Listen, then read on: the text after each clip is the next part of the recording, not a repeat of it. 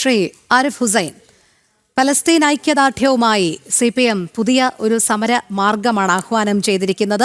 ദിവസവും രാത്രി 9 മുതൽ 9:30 വരെ ഡിജിറ്റൽ സത്യാഗ്രഹം നടത്താനാണ് ആഹ്വാനം. അതായത് മൊബൈൽ ഫോൺ, കമ്പ്യൂട്ടർ, ലാപ്ടോപ്പ് തുടങ്ങിയ ഡിജിറ്റൽ ഉപകരണങ്ങളൊന്നും ഉപയോഗിക്കാൻ പാടില്ല. അത്തരത്തിലാണ് ഐക്യദാർഢ്യം പ്രഖ്യാപിക്കേണ്ടത് എന്ന് മാത്രമല്ല, ഇത് മൈക്രോസോഫ്റ്റ് അടക്കമുള്ള പ്ലാറ്റ്ഫോമുകൾക്ക് നൽകുന്ന ഒരു മുന്നറിയിപ്പ് കൂടി ആയിരിക്കണം ഇത്തരത്തിൽ കഷ്ടപ്പെടുന്ന ഒരു ജനതയുണ്ട് എന്നുള്ളത്.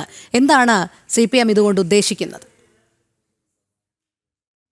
അതുപോലെയുള്ള ആഗോള ഭീമന്മാർക്ക് മുന്നറിയിപ്പാവെന്നൊക്കെ പറയുന്നത് അങ്ങനെയൊന്നും ഉണ്ടാകാൻ പോകുന്നില്ല. അങ്ങനെ ഒരു മണ്ണാങ്കട്ട ഉണ്ടാകാൻ പോകുന്നില്ല. അത് വേറെ വിഷയം. പക്ഷേ ഇവിടെ മൈക്രോസോഫ്റ്റിന് എന്തെങ്കിലും സംഭവിക്കുമോ എന്നൊക്കെ നമ്മൾ ചോദിക്കുന്നത് ശരിയാണെന്ന് ഞാൻ പറയില്ല. കാരണം എന്താണെന്ന് പറഞ്ഞു കഴിഞ്ഞാൽ, സമരത്തിന് അങ്ങനെ പ്രതീകാത്മകമായിട്ട് പലതും നമ്മൾ ചെയ്യും.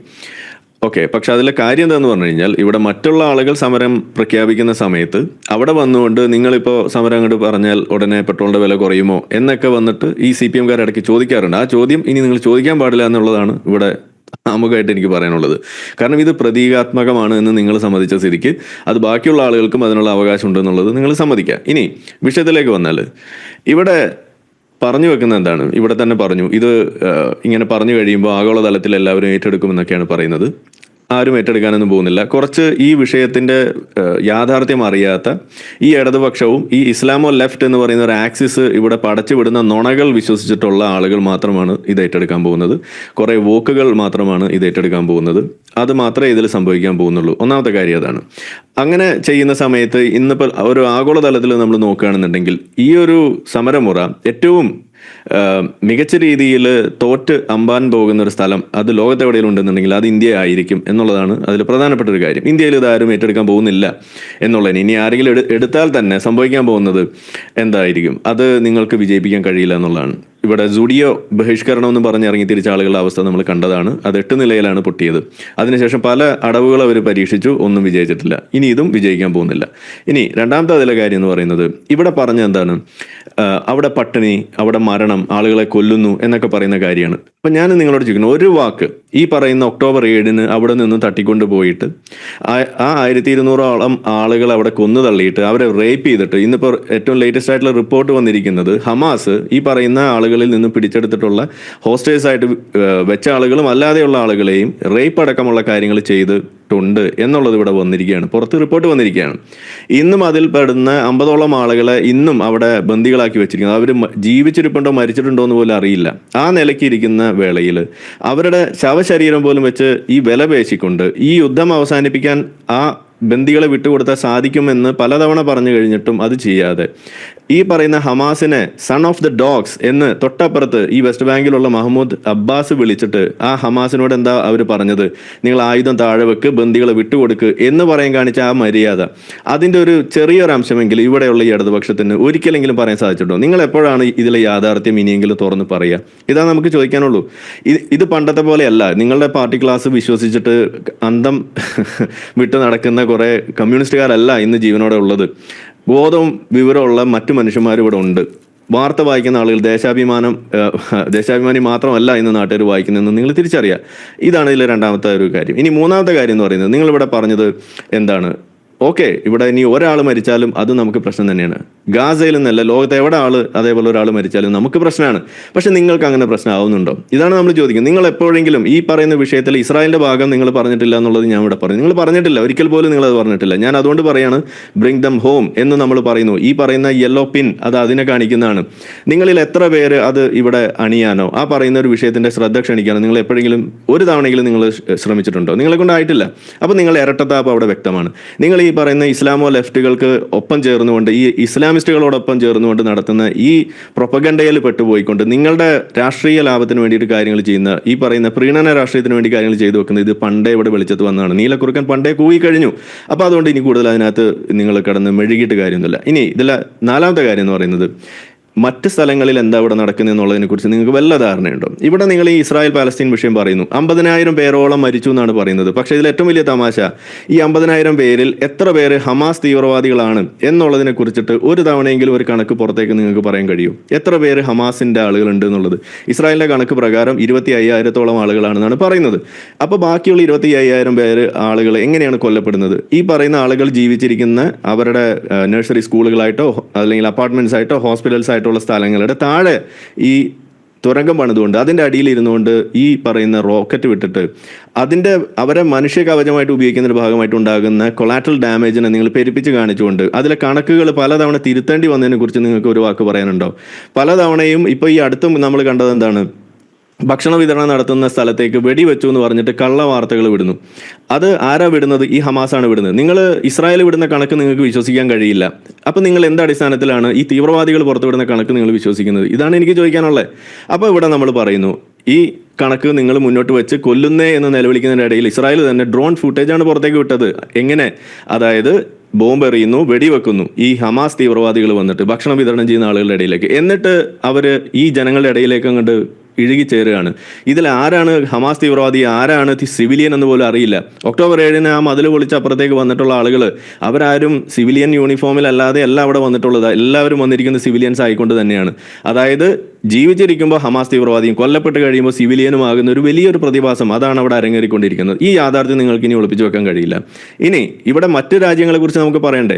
നിങ്ങൾ ഗാസയെ കുറിച്ച് പറയുന്നു, ഈ പറയുന്ന ഇസ്രായേലിനെ കുറിച്ച് പറയുന്നു, തൊട്ടപ്പുറത്തുള്ള രാജ്യങ്ങൾ സുഡാനെ കുറിച്ച് നിങ്ങൾക്ക് എന്താ? കഴിഞ്ഞ ദിവസം കൂടിയും 200ഓളം ക്രിസ്ത്യാനികളെയാണ് നൈജീരിയയിൽ വെടിവെച്ച് കൊന്നത്. എന്താ നിങ്ങൾക്ക് അന്ന് ഈ പറയുന്ന ഡിജിറ്റൽ സമരമുറയൊന്നും നിങ്ങളുടെ പേനയുടെ തുമ്പത്തൊന്നും വന്നില്ലേ? എന്താ അതിനെക്കുറിച്ചൊന്നും നിങ്ങൾക്ക് പറയാനില്ലാതെ പോയത്? സുഡാനിനെ കുറിച്ച് പറയുമ്പോൾ നിങ്ങൾക്ക് എന്താ പറയാനില്ലാത്തത്? യമനിലെ കുറിച്ച് എന്താ നിങ്ങൾക്ക് പറയുന്നത്? സിറിയയിലെ കുറിച്ച് എന്താ പറയുന്നത്? ലെബനോനിലുള്ള വിഷയത്തെക്കുറിച്ച് എന്താ നിങ്ങൾക്ക് പറയുന്നത്? ഉക്രൈനിലെ വിഷയത്തെക്കുറിച്ച് നിങ്ങൾക്ക് എന്താ പറയാനില്ലാത്തത്? മ്യാൻമറിലെ വിഷയത്തെക്കുറിച്ച് എന്താ നിങ്ങൾക്ക് പറയാനില്ലാത്തത്? അഫ്ഗാനിസ്ഥാനിലെ വിഷയത്തെക്കുറിച്ച് എന്താ പറയാനില്ലാത്തത്? പാകിസ്ഥാനിൽ നടക്കുന്ന മൈനോറിറ്റി പെർസിക്യൂഷനെ കുറിച്ച് നിങ്ങൾക്ക് എന്താ പറയാനില്ലാത്തത്? ബംഗ്ലാദേശിൽ ഈ കഴിഞ്ഞ ദിവസം കൂടി ഹിന്ദു സ്ത്രീകളെയൊക്കെ പിടിച്ചിട്ട് അവിടെ ബലാത്സംഗം ചെയ്ത് കൊന്നുകൊണ്ടിരിക്കുന്നതിനെ കുറിച്ച് നിങ്ങൾക്ക് എന്താ പറയാനില്ലാത്തത്? അതേപോലെ നിങ്ങൾക്ക് ഇനി സ്ഥലങ്ങൾ വേണമെങ്കിൽ ഞാൻ ലിസ്റ്റ് ഞാൻ അങ്ങോട്ട് അയച്ചുതരാം. അപ്പം നിങ്ങൾ എന്തുകൊണ്ട് ഇതിനെക്കുറിച്ച് മിണ്ടുന്നത്? അപ്പം നിങ്ങളുടെ ഈ പറയുന്ന പ്രതികരണം എന്ന് പറയുന്നത് വളരെ സെലക്റ്റീവാണ്. അത് മോട്ടിവേറ്റ് ചെയ്യപ്പെടുന്നത് എന്തിന്റെ അടിസ്ഥാനത്തിലാണ്? ഈ പറയുന്ന പ്രീണന രാഷ്ട്രീയത്തിന്റെ അടിസ്ഥാനത്തിൽ തന്നെയാണെന്നുള്ളത് ഇവിടെ വ്യക്തമാണ്. അപ്പൊ അതുകൊണ്ട് ഇത് എല്ലാവരും ഏറ്റെടുക്കും എന്നൊന്നും പറഞ്ഞിട്ട് ഇതിനെ നിങ്ങൾ അങ്ങ് പെരുപ്പിച്ച് കാണിക്കാൻ നോക്കണ്ട. ആരും ഏറ്റെടുക്കാൻ പോകുന്നില്ല. കുറെ ഈ പറയുന്ന രാഷ്ട്രീയ അന്ധത ബാധിച്ചിട്ടുള്ള അടിമകളായിട്ടുള്ള കുറെ കമ്മ്യൂണിസ്റ്റുകാർ ചിലപ്പോൾ ചെയ്യുമായിരിക്കും. അത് എല്ലാവരുടെയും തലയിൽ കെട്ടിവെക്കാൻ നോക്കണ്ട. ഒറ്റ കാര്യമുള്ളൂ, അതായത് നമ്മൾ എത്രയൊക്കെ യുക്തിവാദ അല്ലെങ്കിൽ ഈ പറയുന്ന ഫ്രീ തിങ്കിങ് മോഡിൽ ഇതിന്റെ വസ്തുത പറഞ്ഞുകൊണ്ടിരുന്നാലും ഇത് CPM മാറ്റാൻ പോകുന്നില്ല എന്ന് പറയുമ്പോൾ നമ്മൾ അതിനെ കാണേണ്ട ഒരു ഡിഫറെന്റ് പെർസ്പെക്റ്റീവ് ഉണ്ടെന്നൊന്ന് പറയാൻ വേണ്ടിയിട്ട്. അതായത് CPM എന്ന് പറയുന്നത് ഒരു ആൾക്കൂട്ടമോ അല്ലെങ്കിൽ ഇവിടെ ഇരിക്കുന്ന പോലെ ഒരു കസേരയിൽ ഇരിക്കുന്ന ഒരു വ്യക്തിയോ അല്ല. ഇതൊരു മൈൻഡ് സെറ്റാണ്. ഈ മൈൻഡ് സെറ്റിന്റെ റോട്ട്നെസ് അത് എത്രമാത്രം അധപ്പതിച്ചതാണ്, റിഗ്രസീവ് ആണ് എന്ന് നാട്ടുകാരെ തിരിച്ചറിയിക്കുക എന്നുള്ളതാണ് നമ്മൾ ചെയ്യുന്നത്. അങ്ങനെ തിരിച്ചറിഞ്ഞു കഴിഞ്ഞാൽ ആ പാളയത്തിലേക്ക് ഒരു മനുഷ്യൻ ചെല്ലില്ല, ബോധമുള്ളൊരു മനുഷ്യൻ ചെല്ലില്ല. അങ്ങനെ വരുമ്പോൾ അതിന് അട്രീഷൻ സംഭവിക്കുകയും അതിൽ പ്രവർത്തിക്കാൻ ആളില്ലാതെ ആവുകയും അവരുടെ പാർട്ടി ഓഫീസ് കൊടിമരം അടക്കം മറ്റു പാർട്ടികളിലേക്ക് ചേക്കേറുകയാണ് ഉണ്ടാവുക.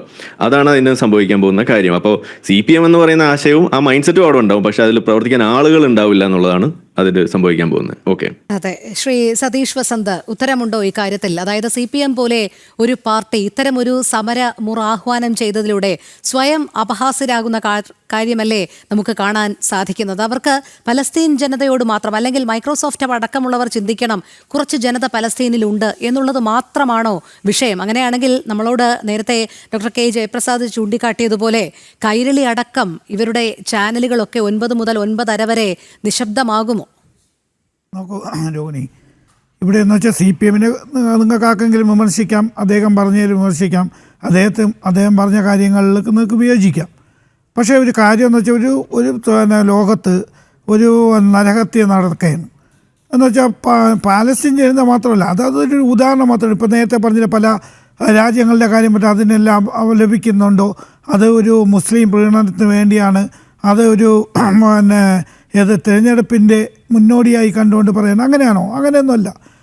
പണ്ടേ CPMഉം ഇടതുപക്ഷ പ്രസ്ഥാനങ്ങളുമൊക്കെ പാലസ്തീൻ്റെയും അതുപോലെ തന്നെ അവിടുത്തെ നരകർത്തിക്ക് എതിരായിട്ട് എന്നും സംസാരിക്കാറുണ്ട്. അത് പുതിയൊരു വേ തിരഞ്ഞെടുത്തുള്ളൂ. അതിൽ ആളുകൾക്ക് സ്വീകരിക്കാം, അതിന് വിയോജിക്കാം. അത് അദ്ദേഹം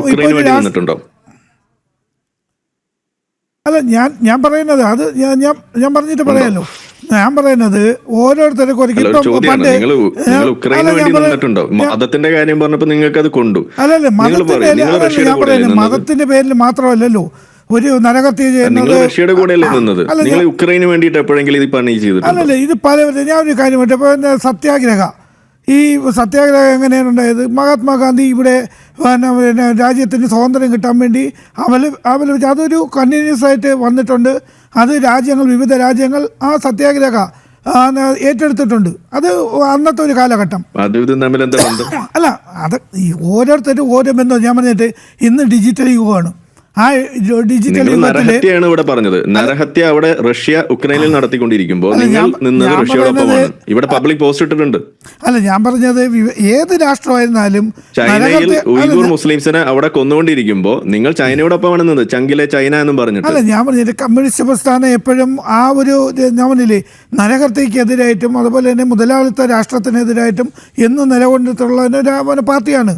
അത് ഇടതുപക്ഷമായിരുന്നാലും CPM ആയിരുന്നാലും അങ്ങനെയാണ്. അതില് നമ്മള് നരഹത്യ വേഴ്സസ് ഈ പറയുന്ന എന്താണ് മുതലാളിത്തം വരുമ്പോൾ നിങ്ങൾ ഞാൻ പറഞ്ഞിട്ട് മുതലാളിത്ത രാഷ്ട്രത്തിനെതിരായിട്ട് എന്നും നിലനിന്നിട്ടുള്ള കാര്യമാണ്.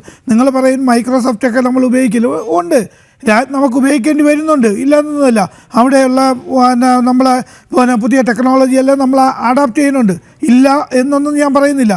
എന്നിരുന്നാലും നമ്മളൊരു പ്രതിഷേധം, അത് ഇങ്ങനത്തെ ഒരു കാര്യം പ്രതിഷേധം വരുമ്പോഴത്തേക്ക് അതിനെ നമുക്ക് സ്വീകരിക്കാൻ വിയോജിക്കണമെങ്കിൽ അതല്ല നമ്മുടെ വിഷയം. നിങ്ങൾ അതിൽ പ്രതീകാത്മകമായിട്ട് ചെയ്യുന്നതിൽ ഒരു തെറ്റുമില്ല എന്ന് തന്നെയാണ് നമ്മൾ പറയുന്നത്. പക്ഷെ നിങ്ങൾ സെലക്റ്റീവായിട്ട് അതിനകത്ത് പ്രതികരിക്കുന്നു. ഇതാണ് നമ്മുടെ പ്രശ്നം. നിങ്ങൾ എന്തുകൊണ്ട് ഉക്രൈനൊപ്പം നിന്നില്ല? നിങ്ങൾ എന്തുകൊണ്ട് ഉയ്ഗൂർ മുസ്ലിംസിനൊപ്പം നിൽക്കുന്നില്ല? നിങ്ങൾ എന്തുകൊണ്ട് അഫ്ഗാനിസ്ഥാനിലെ ജനങ്ങളോടൊപ്പം നിൽക്കുന്നില്ല? നിങ്ങൾ എന്തുകൊണ്ട് പാകിസ്ഥാനിലെ അവിടുത്തെ ന്യൂനപക്ഷത്തോടൊപ്പം നിൽക്കുന്നില്ല? നിങ്ങൾ എന്തുകൊണ്ട് ബംഗ്ലാദേശിലെ ന്യൂനപക്ഷത്തോടൊപ്പം നിന്നില്ല? നിങ്ങൾ എന്തുകൊണ്ട് സിറിയയിലെ ജനങ്ങളോടൊപ്പം നിൽക്കുന്നില്ല? യസീദികളെ അവിടെ കൂട്ടക്കൊല നടത്തിയപ്പോൾ നിങ്ങൾ എന്തുകൊണ്ട് മിണ്ടിയില്ല? നിങ്ങൾ എന്തുകൊണ്ട് ഇറാഖിലെ ജനങ്ങളോടൊപ്പം നിന്നില്ല? നിങ്ങൾ എന്തുകൊണ്ട് ലിബിയയിലെ ജനങ്ങളോടൊപ്പം നിന്നില്ല? നിങ്ങൾ എന്തുകൊണ്ട് യമനിലെ ജനങ്ങളോടൊപ്പം നിൽക്കുന്നില്ല? ഇതാണ് നമ്മൾ ചോദിക്കുന്നത്. ഇവിടെയൊക്കെ ഈ പറയുന്ന നരനായിട്ട് തന്നെയാണ് നടന്നുകൊണ്ടിരിക്കുന്നത്. അല്ല, എവിടെ നരനായിട്ട് നടത്തിയാലും CPM പോലത്തെ ഇടതുപക്ഷ പാർട്ടികൾ അതിനെ അപലപിക്കുകയും തെറ്റെങ്കിൽ അപലപിച്ചിട്ടില്ല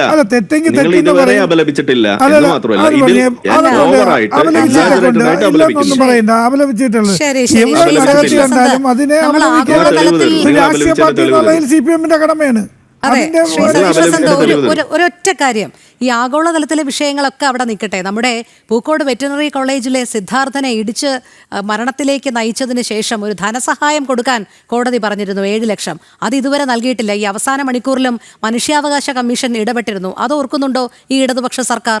അല്ല, അത് ഞാൻ പറഞ്ഞില്ലേ, ആരും ഇപ്പോൾ സിദ്ധാർത്ഥൻ്റെ കാര്യത്തിലായിരുന്നാലും ആരുടെ കാര്യത്തിലായിരുന്നാലും ഇപ്പം കോടതി പറഞ്ഞാൽ കൊടുക്കാതെ ഇരിക്കാൻ നമുക്ക് പറ്റില്ലല്ലോ. ഏത് സർക്കാരിനാണെങ്കിലും അത് കൊടുക്കേണ്ടി വരും, അതൊന്നുമില്ല. ഞാൻ പറഞ്ഞത് ഇടതുപക്ഷ ഇപ്പം ഒരു സ്ഥലത്ത് ഒരാൾ ചെയ്ത തെറ്റിനെല്ലാം ആ പാർട്ടിയുടെ എല്ലാ ഘടകവും അനുകൂലിക്കുന്നുണ്ടെന്ന് വിചാരിക്കുന്നു രോഹിണി. അങ്ങനെയില്ലല്ലോ. അത് തെറ്റെങ്കിൽ തെറ്റെന്ന് തന്നെ വിളിച്ചു പറഞ്ഞിട്ടുണ്ട്. അതിൻ്റെ നടപടികളും എടുത്തിട്ടുണ്ട്, ഒരു സംശയവും ഇല്ല.